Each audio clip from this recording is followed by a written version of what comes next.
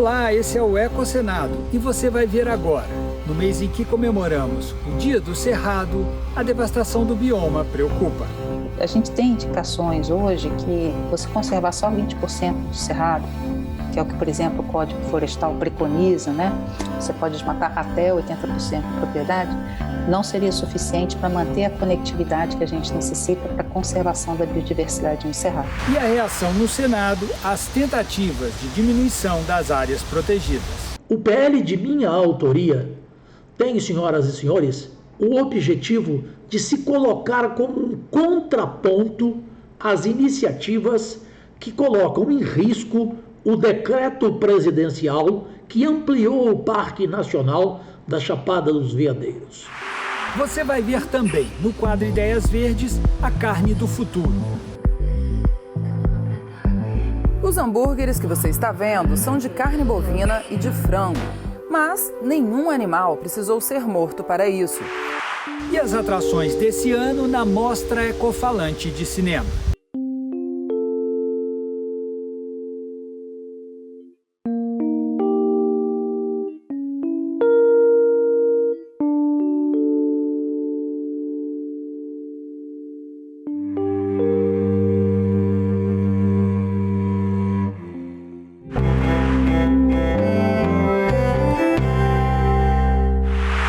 Dia 11 de setembro é o Dia do Cerrado, o segundo maior bioma da América do Sul, que ocupa 24% do território brasileiro. O Cerrado é considerado a savana com maior biodiversidade do planeta.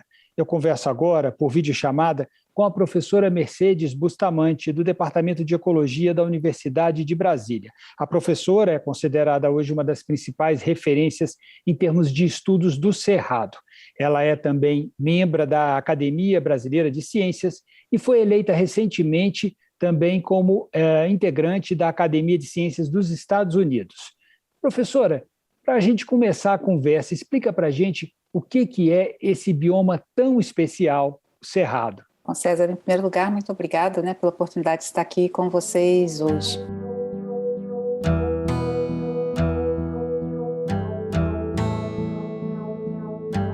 O Cerrado, ele entra dentro dessas grandes formações vegetais que globalmente a gente conhece como savanas, que são formações que aparecem onde a gente tem um clima sazonal.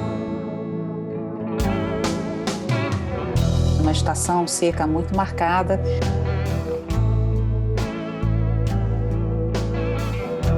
Seguida de uma estação chuvosa. E as savanas também são caracterizadas por essa mistura, de uma vegetação herbácea, onde predominam gramíneas, arbustos e árvores. E o Cerrado brasileiro é um pouco de tudo isso, A gente tem no Cerrado brasileiro um mosaico de formações vegetais. São vários tipos de cerrado dentro do Cerrado brasileiro. E é essa diversidade, essa heterogeneidade que faz também com que ele seja uma das savanas, ou a savana mais biodiversa do mundo. Ele está nas superfícies geológicas mais antigas do Brasil. Então, esse é um outro aspecto importante. Ele é uma memória de vários processos que foram moldando a superfície do nosso continente. Então, ele tem essa diversidade naquilo que a gente vê na parte aérea, de exuberância de plantas, de formações vegetais, mas aquilo que a gente conhece como a geodiversidade, a diversidade dos solos, a diversidade da geologia, também é muito importante. Isso conta parte da nossa história, é o reflexo desse processo de evolução desses sistemas naturais.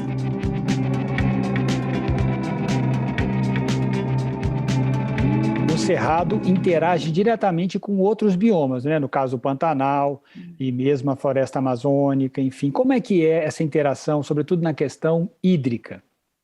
O Cerrado, ele é o coração do Brasil, Ele está nessa porção central do Brasil e talvez como o nosso coração também distribui, nesse caso a água por diversas regiões do Brasil.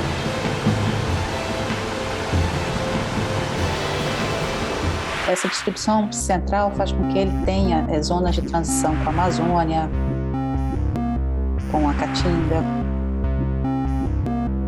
com a Mata Atlântica, com o Pantanal.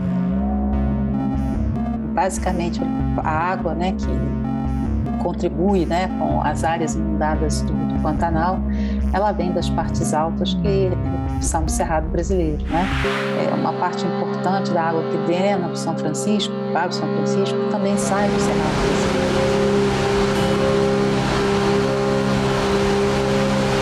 Agora, a gente é forçado a observar que esse bioma, particularmente o Cerrado, ele vem sofrendo um impacto muito grande da ação do homem, sobretudo, diria, nos últimos 40, 50 anos, professora.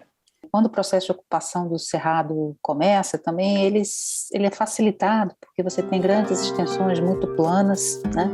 Esses solos muito profundos. Então, isso facilitou a entrada depois da pecuária extensiva. Quando a agricultura entra depois no Cerrado, aí já muito estimulada por programas governamentais, ela já entra no Cerrado na agricultura moderna, vamos dizer assim, né?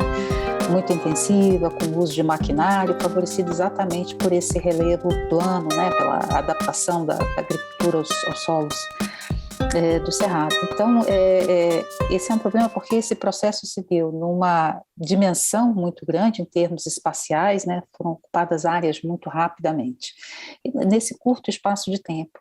Então, é diferente de outros biomas em que a gente vê esse processo mais gradual. As transformações no Cerrado, elas foram muito rápidas, né? A gente tem indicações hoje que você conservar só 20% do Cerrado, que é o que, por exemplo, o Código Florestal preconiza, né?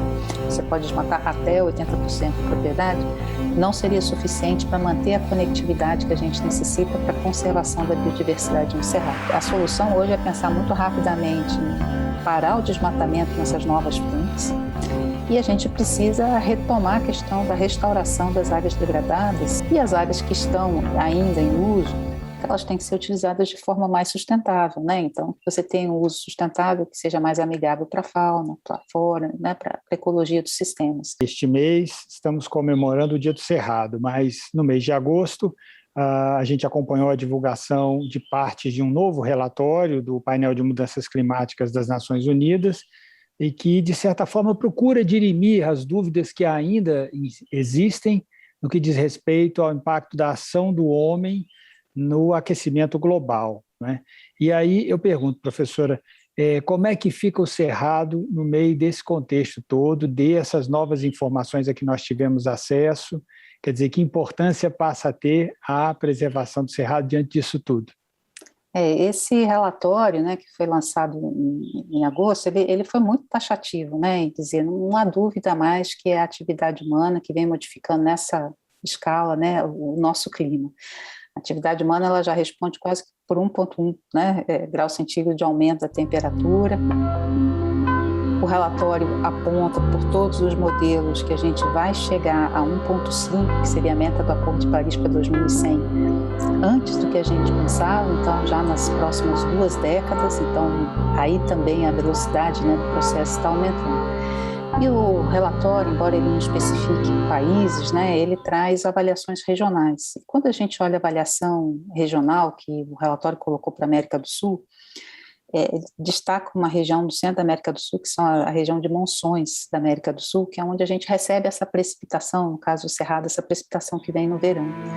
E essa região vai ser bastante impactada por um atraso na entrada das monções, então a chuva vai demorar mais a chegar, a gente vai ter um aumento da temperatura e provavelmente eventos de precipitação mais extremos quando vier a chuva, né?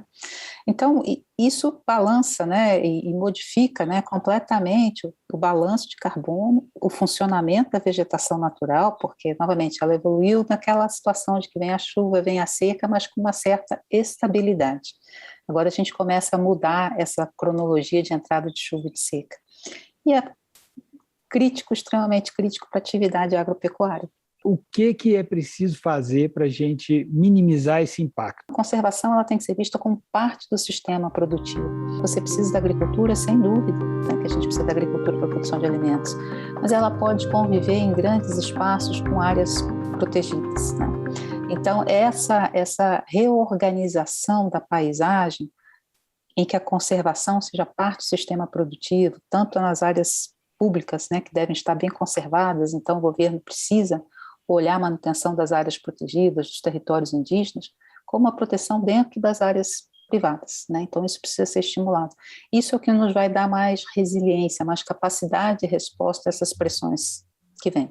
E ao mesmo tempo a gente contribui reduzindo as emissões de gases de efeito estufa. Então é um esforço tanto de mitigação, né, para reduzir as emissões, como é um esforço de adaptação, de nos preparar para as mudanças que vêm por aí, né? O que a senhora teria a dizer para os parlamentares diante dessas informações? O legislativo ele pode contribuir muito, né, e deve contribuir muito nesse debate, olhando sobretudo quais são os esteios, né, de legislação que vão nos permitir desenhar um futuro diferente para o Brasil.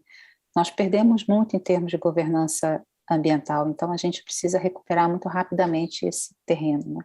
Nós temos várias propostas que, na verdade, estão sendo encaminhadas para a redução das áreas protegidas, né? Nós tivemos aí um avanço importante, por exemplo, no aumento da área do Parque Nacional da Chapada dos Veadeiros, que é um fragmento de cerrado muito importante, porque são terras altas no cerrado, que tem uma biodiversidade muito particular. Então, o Senado, nesse momento, ele vai ter um papel muito importante trazendo a questão ambiental e a questão climática, que ela é central para o debate da economia do Brasil. Ela não é mais uma questão de nicho, ela é uma questão transversal e vai ser essencial para determinar a qualidade de vida e o tipo de desenvolvimento que a gente vai ter.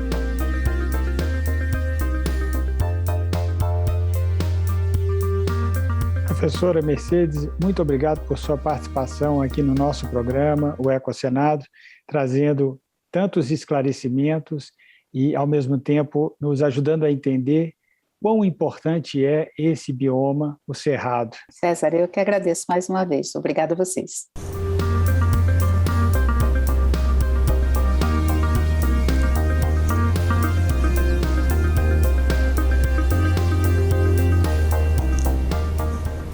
O impacto das atividades humanas na elevação da temperatura do planeta foi apontado pela primeira vez em um relatório científico. De acordo com o painel de mudanças climáticas das Nações Unidas, 1,07 graus centígrados dessa elevação acontecem como consequência das atividades do homem no planeta. Os cientistas alertam que, se as emissões de gases do efeito estufa provocadas por essas atividades não forem reduzidas, o gelo vai sumir do Ártico daqui a 15 anos, durante o verão. O aumento do nível do mar, as secas prolongadas na Amazônia e as chuvas cada vez mais intensas no sul do Brasil são também consequências do aquecimento global, bem como o profundo impacto que essas mudanças deverão provocar na agricultura brasileira nos próximos anos. Em 2017, um decreto editado pelo então presidente da República, Michel Temer, ampliou os limites do Parque Nacional da Chapada dos Veadeiros. Mas o decreto se encontra hoje ameaçado por um projeto de lei que tramita na Câmara dos Deputados. Para evitar o retrocesso, um outro projeto de lei já foi apresentado no Senado.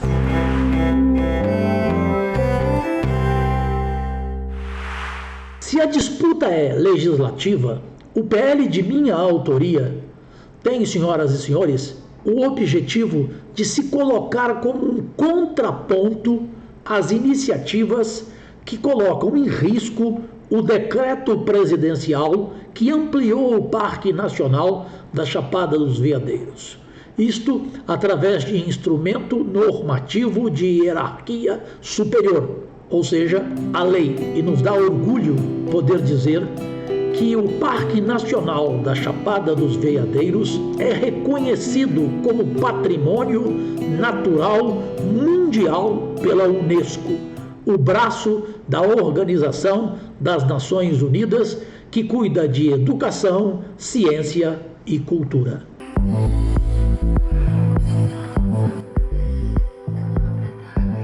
Os hambúrgueres que você está vendo são de carne bovina e de frango. Mas nenhum animal precisou ser morto para isso.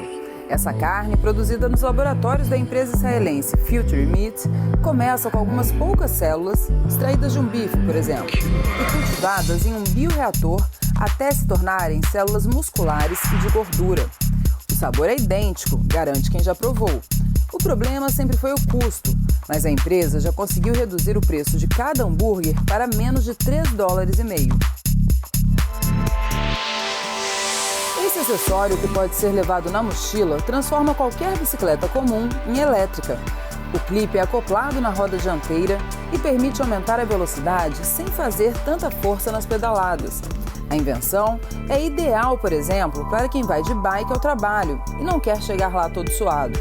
Na tomada, o clipe se recarrega em 40 minutos. A pré-venda do acessório foi anunciada nos Estados Unidos por menos de $400 e as primeiras unidades serão entregues em março do ano que vem. A Mostra Ecofalante de Cinema é o principal espaço existente hoje no Brasil para a exibição de filmes com temática socioambiental. Esse ano ela acontece em sua 10ª edição de forma totalmente online, ou seja, ela está acessível para qualquer pessoa interessada em qualquer lugar do Brasil, qualquer pessoa que queira acompanhar os filmes e os debates.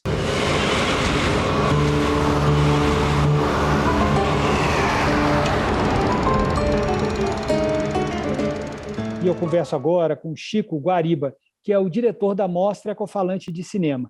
Chico, explica para a gente o que a Mostra Ecofalante traz esse ano para o público brasileiro, quais são as novidades e também esse debate sobre esses temas nesse momento que nós estamos vivendo.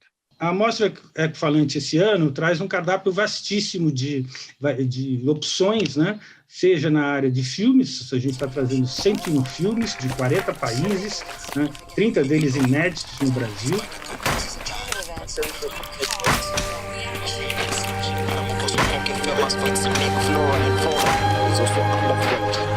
E também vai estar promovendo aí uma série de entrevistas e também debates. And the Syrian army, they used to execute people on that wall. This is a wall of execution. O ser humano precisa melhorar. Mudar a sociedade. Para acabar com a pobreza, acabar com a violência.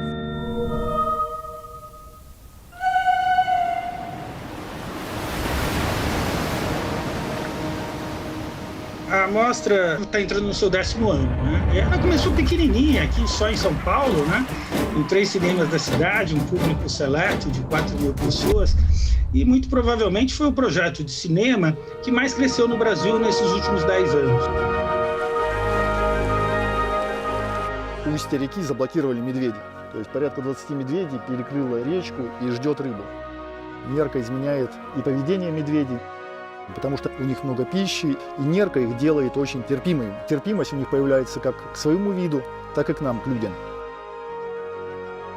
Antes a gente fazia a mostra presencial, a gente teve 80.000 pessoas, o último público. O ano passado a gente decidiu fazer de maneira virtual e a gente atingiu mais de 200.000 pessoas no Brasil.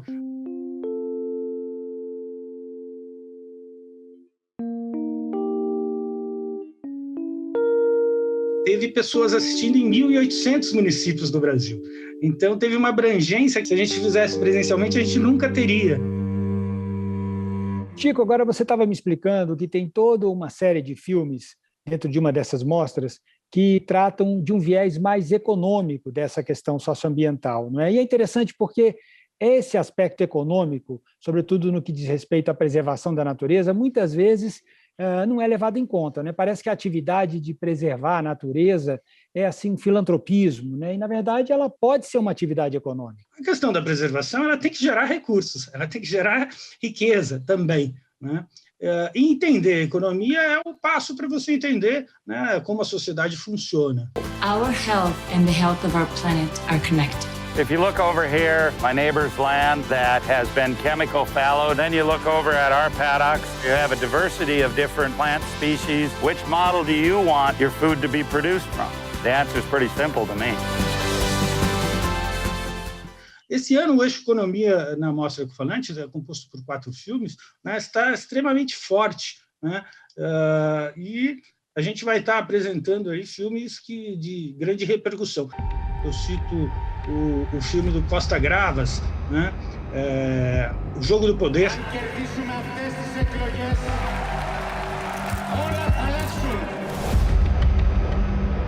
Αυτή είναι η δύναμη μας.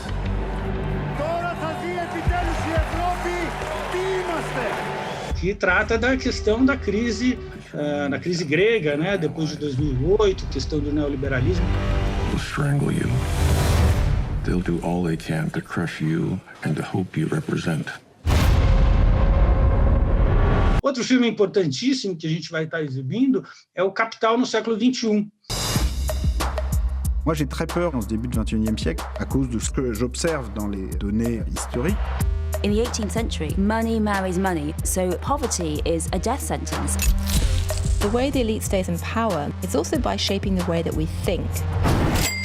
Make America great again. E o público que quiser acompanhar a mostra, quer dizer, o que ele deve fazer? A gente está concentrando tudo no site da Ecfalante, o ecfalante.org.br.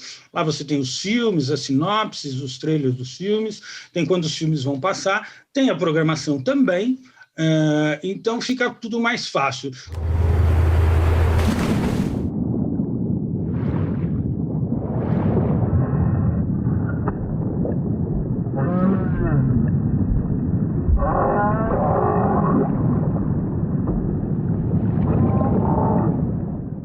Um dos filmes que está sendo lançado este ano na Mostra Ecofalante de Cinema é o novo documentário de Silvio Tendler. O filme se chama A Bolsa ou a Vida. A formação do nosso povo é a soma de todas as cores e etnias. O que entristece a vida é a exclusão dos mais pobres, dos que trabalham para construir e manter o país. A nossa utopia é que todos tenham dignidade, principalmente quem não tem nada. Nós já estávamos discutindo a questão do meio ambiente e da preservação da natureza e do ser humano versus o cassino financeiro, quando a questão se agravou com a pandemia. E a gente fez a Bolsa ou a Vida, no qual a gente discute se o futuro vai ser o ser humano e a natureza ou o cassino financeiro. Se olhar a árvore, ela é uma estrutura viva, né, autoformante, automantenedora e que trabalha no paradigma da abundância. Os consumidores pegam daquela abundância somente aquilo que eles necessitam. Este paradigma da natureza foi violado nas estruturas humanas. Ele foi violado introduzindo-se um outro paradigma, que é o paradigma do egoísmo. Quanto vale a vida no cassino financeiro? Quem escolhe a bolsa perde a vida e o dinheiro. A gente ou salva o ser humano ou seremos todos plagados por essa voracidade financeira. Quer dizer, a bolsa do título, na realidade, é a bolsa de valores, né?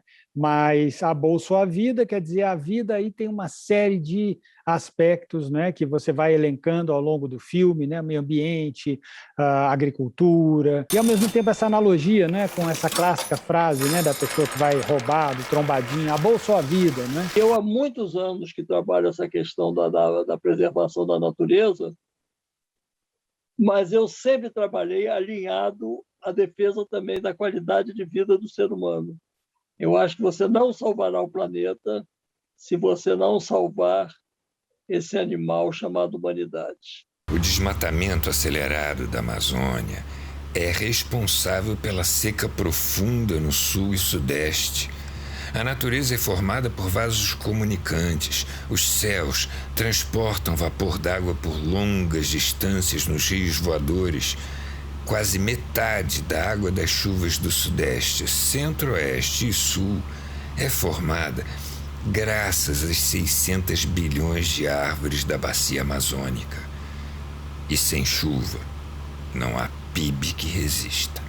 Não existe nenhum outro animal no planeta com a capacidade de destruição que nós temos. Então, ou a gente se alia e constrói uma vida boa no futuro para todos, ou nós não chegaremos ao final desse século XXI. A vida neste mundo começa por romper a bolsa. Começa por romper, pra romper a bolsa. A primeira escolha já tá feita. Começa por romper, pra romper a bolsa. a Bolsa Vida.